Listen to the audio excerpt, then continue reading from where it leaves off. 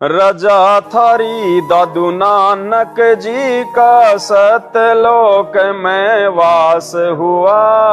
रजा थारी से दादू नानक जी का सतलोक में वास हुआ। सो परसन उत्तर कीने तब धर्मदास के विश्वास हुआ। सो परसन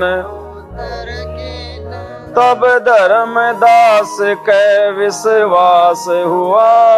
भगत के कारण ख्वास हुआ। जागी सुल्तानी की तकदीर के आगे।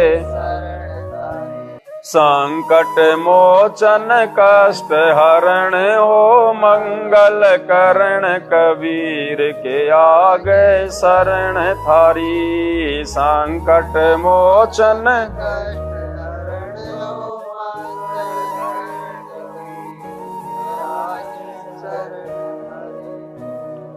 रजा थारी से दादू नानक जी का सतलोक में वास हुआ।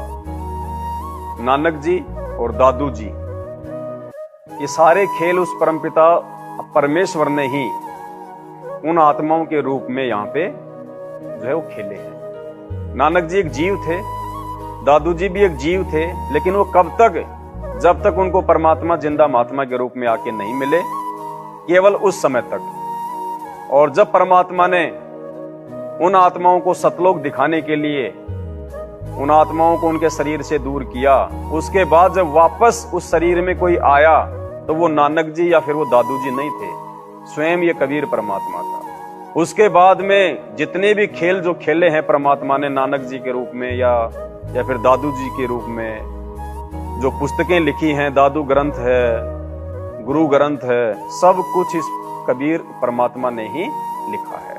और दादू जी को और नानक जी को परमात्मा ने मिनी सतलोक में बैठा दिया, क्योंकि वर्तमान समय है सतलोक में जो है उजाने का। वरना एक सत्संग में परमात्मा ये बात ना बोलते। एक सत्संग में कहा गुरुदेव भगवान ने कि सतलोक से त्रिकुटी पे रोजाना विमान आता है। सतलोक से एक विमान रोजाना आता है त्रिकुटी पे, और रोजाना वो विमान खाली जाता है। रोजाना खाली जाता है वो विमान, देख लो। तो अब है वो समय, और अब भी केवल वही आत्मा जा पाएगी जो आत्मा परमात्मा के नियम और कायदे कानूनों में खरी उतरेगी। वरना उस परमात्मा को कोई दिक्कत नहीं है, चाहे विमान उसका खाली जाए चाहे उसका भर के जाए, क्योंकि सतलोक में आत्माओं की कोई भी जो है वो कमी नहीं है। हाँ, हम आत्माओं के भरोसे सतलोक में परमात्मा का कोई काम नहीं अटक रहा है।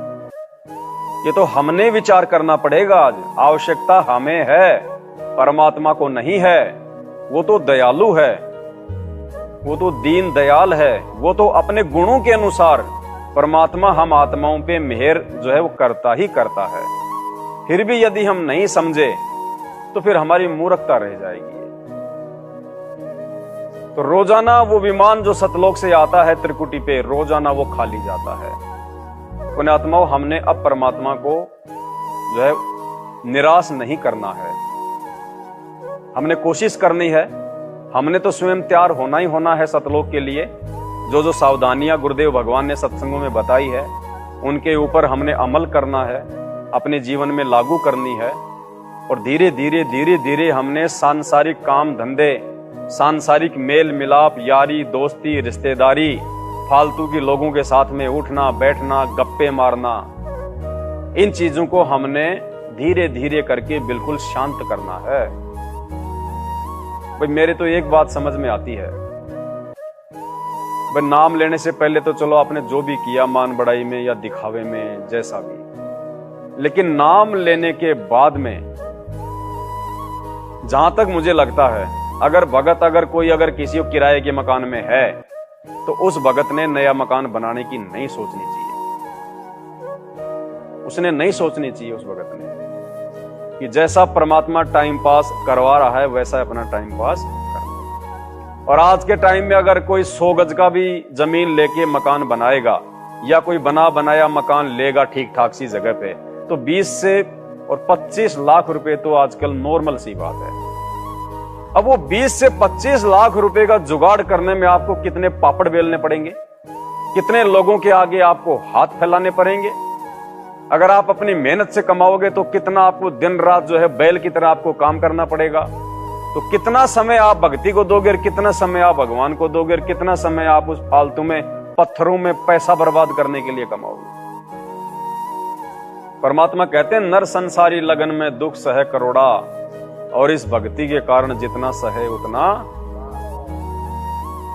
तो ये दास के विचार हैं, ऐसा कोई मतलब कोई नियम नहीं है कि एक भगत के अंदर इतनी समझ आ जानी चाहिए कि आने वाला समय मेरे गुरुदेव भगवान का है, आने वाला साम्राज्य पूरी धरती पे मेरे गुरुदेव भगवान का स्थापित होगा, विनाश जो विनाशकालीन समय है वो भी आएगा।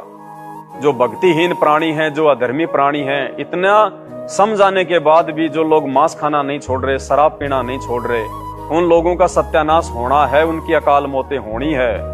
ये दुनिया खाली पड़ी रहेगी, ये जमीनें खाली पड़ी रहेंगी, मकान खाली पड़े रहेंगे, लोगों के फार्म हाउस खाली पड़े रहेंगे, उनके स्विमिंग पूल में जो है कबूतर नहाया करेंगे। तो हम क्यों इतनी जो है सिरदर्दी लें, और 20 लाख रुपया भी लगाएंगे तो कहां लगाएंगे, उसका कोई रिटर्न नहीं आना उसका। और जय गुरुदेव जी ने तो भविष्यवाणी कर रखी कि आने वाले समय में, यानी वर्तमान समय के लिए, जब इस पूरी धरती पे उस परमात्मा का ज्ञान हो जाएगा, एक धर्म, एक झंडा, एक भाषा, कहते हैं उस समय सोना और ये जमीन ये तो मिट्टी के भाव हो जाएगी, मिट्टी के भाव, कोई इनको पूछेगा भी नहीं। कैसे? जैसे आज हमारी माता बहनें हैं जो साथ संगति से जुड़ी हुई हैं और जिनको ज्ञान हो गया इस बात का, उन्होंने अपने गहने आभूषण पहनना छोड़ दिया, और बहुत सारी माता बहनों ने तो उठा के अपने घर से उस काल को बाहर भी फेंक दिया। अब कोई उस माता बहन को ये कहे कि बहन ये नाक का एक कांटा मुश्किल से कितने ग्राम का, एक ग्राम का आता होगा, 2 ग्राम का आता होगा, कि बहन ये ले सोने का कांटा और ये ले साथ में 5 करोड़ रुपए मेरी तरफ से। वो बहन बोलेगी भैया तू कहे तो इस पे थूक दूं, हाथ नहीं लगाएगी उसको। जिसने ज्ञान से खुद अपना सोना बेच दिया, अपने गुरुदेव भगवान के वचन अनुसार की सोना तो अपने जो है वो घर में भी जो है वो नहीं रखना चाहिए, खाम खा ये तो सिर का दर्द है। वो माता बहन क्या वो सोना जो है 5 करोड़ रुपए के साथ में भी लेगी क्या? तो ऐसे आने वाले समय में जब परमात्मा का ज्ञान हर आत्मा तक पहुंच जाएगा तो ये मिट्टी नजर आएगी, मिट्टी, ये शरीर ही मिट्टी नजर आएगा।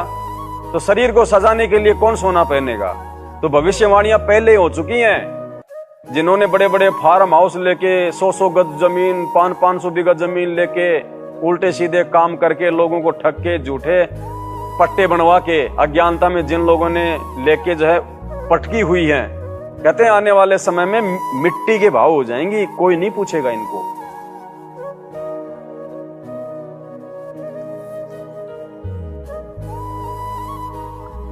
तो जो नानक जी थे और जो ये दादू जी थे, इनको परमात्मा ने मिनी सतलोक में बैठा दिया। अब इस समय परमात्मा उनको जन्म देगा या फिर उनको दे दिया होगा। रजा तेरी से दादू नानक जी का सतलोक में वास हुआ। क्योंकि देखो ज्ञान आधार से हमने इन बातों पे विचार करना पड़ेगा। अगर हम ये सोचें कि भाई नानक जी जो हैं वो कबीर जी के शिष्य थे, और जो नानक जी थे वो कबीर जी नहीं थे स्वयं, उनको तो परमात्मा ने सतलोक दिखाया फिर उनको नीचे आके छोड़ दिया। तो नानक जी भैया भगत थे, और भगत के लिए नियम, कायदे, कानून, मर्यादा एक जैसी रहती है परमात्मा की, चाहे वो सतयुग हो, चाहे द्वापर हो, चाहे त्रेता हो, चाहे वर्तमान का समय हो। अगर नानक जी एक भगत थे तो नानक जी ने तो भैया कितने चमत्कार किए, अपनी भक्ति का कितना उन्होंने दुरुपयोग किया। बाला मर्दाना को समुद्र पे चला रहे हैं, बाला मर्दाना को प्रहलाद भगत के लोक में ले गए, पता नहीं कितने चमत्कार किए, मुर्दों को जो है उन्होंने जो है वो जीवित किया। तो नानक जी अगर हम ये सोचे कि वो भगत थे और उन्होंने अपनी भक्ति का नाजायज फायदा उठाया, तो भाई उसकी तो मर्यादा खंडित थी। जो परमात्मा के आदेशों के विरुद्ध जिन्होंने चमत्कार किए, जो है अपनी सिद्धियां दिखाई, तो भक्ति मार्ग में तो नाम लेने के बाद कोई अपनी सिद्धियां जो है वो दिखाई नहीं सकता। तो फिर उनकी तो मर्यादा खंडित थी, वो तो वैसे भी नहीं जा सकते सतलोक। तो नानक जी के रूप में बेई नदी से उनको जब परमात्मा लेके गए थे तो उनको मिनी सतलोक में बैठा दिया था, और उसके बाद से स्वयं वो कबीर परमात्मा ने ही नानक जी के रूप में सारे खेल खेले।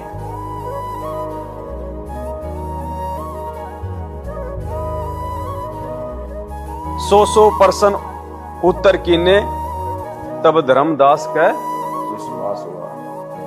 धर्मदास को भी विश्वास नहीं हो पाया था, जबकि भगवान ने उसको सतलोक दिखा दिया, आंखों के सामने उसके बेटे का रूप दिखा दिया कि ये मृत्यु अंध नाम का काल का दूत है। फिर भी उसकी मोह ममता अपने बच्चों में ही जो है वो पड़ी रही, और परमात्मा ने फिर उसको जीवित समाधि दी। तो धर्मदास का भी वर्तमान में ही वापस जो है जन्म होना है। और कबीर सागर का सरलार्थ पेज नंबर 335 पे आप जी देख सकते हैं। उसमें भी जो है उस समय परमात्मा ने उसको कहा था कि मेरी जो 9वीं जो सुरती होगी वर्तमान समय में जो आएगा, स्वयं के लिए कहा था परमात्मा ने। स्वयं 9वीं सुरती ये परमात्मा ही है, ये सतगुरु रामपाल जी भगवान है, कि मेरी जो 9वीं सुरती होगी उससे जो नाम लेगा उसको काल कसाई रोक नहीं पाएगा। और धर्मदास तेरे सहित 8 जो मेरी आत्मा है, जो मेरी बूंद है, जो मेरी सुरती है, उनका भी मोक्ष मेरी 9वीं सुरती से होगा। यानी उस कबीर परमात्मा ने स्वयं ही आज आना था। 8 सितंबर 1951 को वो धरती पे आ गए, और अब वर्तमान में वो धर्मदास भी आएगा, परमात्मा का भगत बन के रहेगा, नाम लेगा। तो आज मौका है, पार होगा या नहीं होगा ये गारंटी नहीं है, ये तो हम भक्तों के ऊपर है।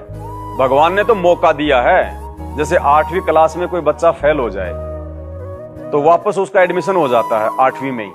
उसको एक मौका दिया, उसको 1 बार 2 बार दिया जाता है, उसको 3 बार मौका दिया जाता। 3 बार में भी अगर कोई पास नहीं होता है तो फिर सरकार उसकी जो होती है, जो उसका सर्टिफिकेट, उसको जो है वो कैंसिल कर देती है। फिर वो कि भैया तू तो अपने जो है वो घर पे बैठने के लायक है। 3 बार ही मौका देती है सरकार भी।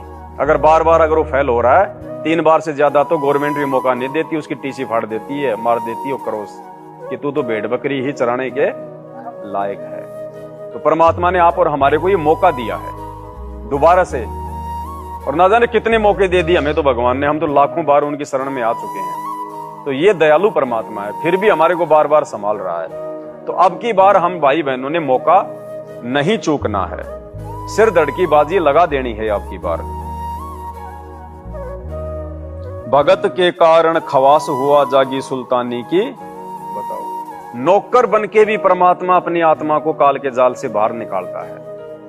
अपने भगत के यहां नौकर बन गया परमात्मा, खवास बन गया, बांदी बन गई, शरीर पे कोड़े खाए परमात्मा ने 3। कि फिर भी परमात्मा ने सोचा कि किसी भी जो है तरीके से ये जाग जाए। तो बताओ आप और हमारे लिए, वरना क्या जरूरत है उस परमात्मा को। उस परमात्मा के लोक में किसी चीज की कोई कमी नहीं है, उनकी आत्माओं के लिए भी। तो परमात्मा तो क्या होगा, वो तो शहंशाह है। यहाँ के राजा तो ऊंट के मुंह में जीरे के बराबर नहीं है, जो सुख वहां पे है। और फिर भी वो परमात्मा आप और हम जैसे नीचों के लिए मार सहन कर रहा है। और आज देख लो, इब्राहिम सुल्तान के वहां तो बांदी बनके परमात्मा ने खाली वो 3 ही खाए होंगे कोरडे। और जब ये बरवाला कांड हुआ, अब बरवाला कांड में अब भाई इतना ज्यादा जो है आर्य समाजी और जो है वो सरकार, प्रशासन, न्यायपालिका काल प्रेरणा से इतनी ज्यादा गुरुजी के खिलाफ थी कि बस खा जाएं हम इनको कच्चा। और सारे पुलिस वाले आर्य समाजी हरियाणा में। तो 30 दिन का रिमांड हुआ गुरुदेव भगवान का, 30 दिन का। वहां तो खाली परमात्मा ने 3 ही खाए थे कोरडे, और यहां तो परमात्मा ने 30 दिन रिमांड सहा है। लेकिन ये तो समर्थ है, ये तो स्वयं परमात्मा है। इनको 30 क्या चाहे, इनको तो चाहे तुम 30 साल तक चाहे तुम इनको मारते रहो, पीटते रहो। ये तो शब्द स्वरूपी राम है। देह तो परमात्मा ने हम जैसे लोगों के कारण धारण की हुई है। 5 तत्व से भार है परमात्मा। रोज पढ़ते हैं हम लोग नित्य नियम में, ऐसा सतगुरु हम मिल्या तेज पुंज की लोय। लोय मानी शरीर, तेज पुंज की लोय। और तन मन अर्पो शीस को होनी होय सो होय। हरियाणा के झज्जर से एक करमवीर भगत जी हैं, 2006 में उन्होंने नाम दीक्षा ली थी। तो उनको कोई शरीर में कोई तकलीफ हो गई थी, मवाद भर गई थी, तो डॉक्टर जो है इंजेक्शन लगा लगा के उसकी मवाद निकाला करते थे। मर्यादा टूट गई थी उसकी। फिर वापस वो जुड़ा, परमात्मा से माफी मांगी। तो डॉक्टर के पास जब वो जाता था अपनी मवाद निकलवाने के लिए, और डॉक्टर जब इंजेक्शन लगा कर मवाद निकालते थे तो वो रोता था, वो चीखता था, चिल्लाता था। 2-3 बार ऐसा हुआ। फिर एक दिन जाके उसने गुरुजी से प्रार्थना की कि गुरुजी मेरे से तो सहन नहीं होता। तो गुरुदेव ने कहा कि ठीक है भैया, जब अब की बार डॉक्टर तेरी मवाद निकालने आए तो तू ये विधि अपनाना। परमात्मा ने उसको कोई मंत्र दे दिया आत्मा को जो है उस शरीर से बाहर करने का। उसका इंटरव्यू भी है। तो जब अगली बार गया हॉस्पिटल में मवाद निकलवाने के लिए, और डॉक्टर ने जब उसकी मवाद निकालना शुरू किया तो पहले तो 2-3 आदमी उसको जो है वो पकड़ के रखा करते थे। और उस दिन जब वो मवाद निकालने लगा तो वो कुछ हरकत ही नहीं, और वो हंस रहा, आराम से मुस्कुरा रहा। और डॉक्टर ने जब मवाद निकाल ली फिर बोला, अरे आज तेरे को क्या हो गया भाई? कल तो तू बड़ा जो है वो चिल्ला रहा था, रो रहा था, आज क्या हुआ? बोले आज जो हुआ सो हुआ। बोले आप लोग नहीं समझ पाओगे इस बात को। तो जो सतगुरु रामपाल जी भगवान जिस कबीर परमात्मा ने अपने भगत के दर्द के लिए और उसको एक ऐसी जो है वो विधि बता दी कि जब वो डॉक्टर आया इंजेक्शन लगाने, उससे पहले उसने उस विधि को अपनाया, और उसको उस आत्मा को भी नहीं पता चला कि मेरे शरीर के साथ में क्या हो रहा है। तो ये तो परमात्मा है, ये तो शब्द स्वरूपी राम है। लेकिन कुछ बातें ऐसी होती हैं, जैसे हम लोग शुरू में बरवाला कांड के बाद से जब हम आत्माओं को जो है गुरुदेव के आदेश से जब हम उनको जगाने लगे थे, तो कुछ भावनात्मक रूप से हम भक्तों को जो है बल्कि भावित किया करते थे कि हमारे गुरुजी के साथ में ये हो रहा है, ऐसा हो रहा है, ऐसे रिमांड हो रहा है, ताकि वो आत्माएं भावनात्मक रूप से भी थोड़ा भावुक होके और मैनेजमेंट का साथ छोड़ें और अपने जो है वो कर्म बढ़ाएं। जैसे परमात्मा सत्संग करते हैं।